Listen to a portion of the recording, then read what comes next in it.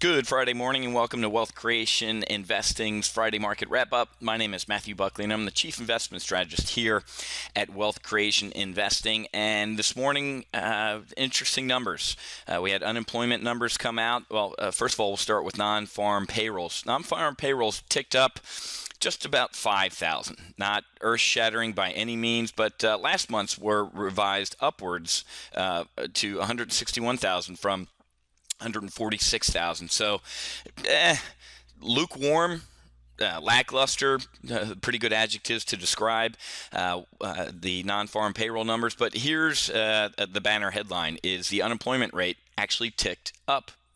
So we went up from 7.7% to 7.8%. Why is this important? Well, now that the Fed has given us a target for how long they're going to print money out of thin air of 6.7% unemployment, obviously any uptick in this is not necessarily good news for the market. Well, let me take that back. It is good news for the market because it means the Fed's going to, like I said, continue printing money out of thin air and propping up this market by buying about $85 billion a month of mortgage-backed securities and treasuries. So while it might be, it's obviously bad for our economy, the market might still be able to potentially move up on this. And why do I say that? Because even with those lackluster numbers, the futures are still looking up. The futures are flat to up right now, and I would have thought that based on these poor unemployment numbers, we would have seen a little bit of a pullback in the futures, especially after the massive Wednesday that we saw based on the fiscal cliff resolution, that rally we saw on Wednesday. So, holiday shortened week.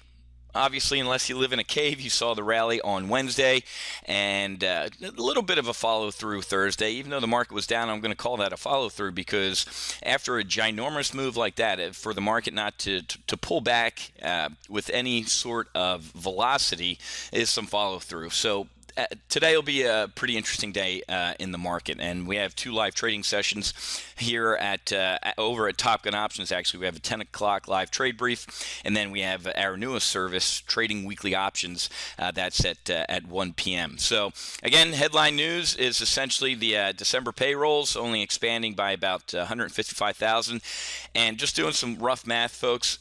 To get down to about 6.7% unemployment, the Fed's target, and only doing about 155,000 jobs a month, it would take about 6 years at this rate to get employment down to that. So not good, not necessarily good, we still have the there you go. There's the Drudge headline there. So we're $16 trillion in debt. Unemployment's up to 7.8%, and the president's actually flying back to Hawaii for a vacation. So who really cares, right? We have February, the debt ceiling debate.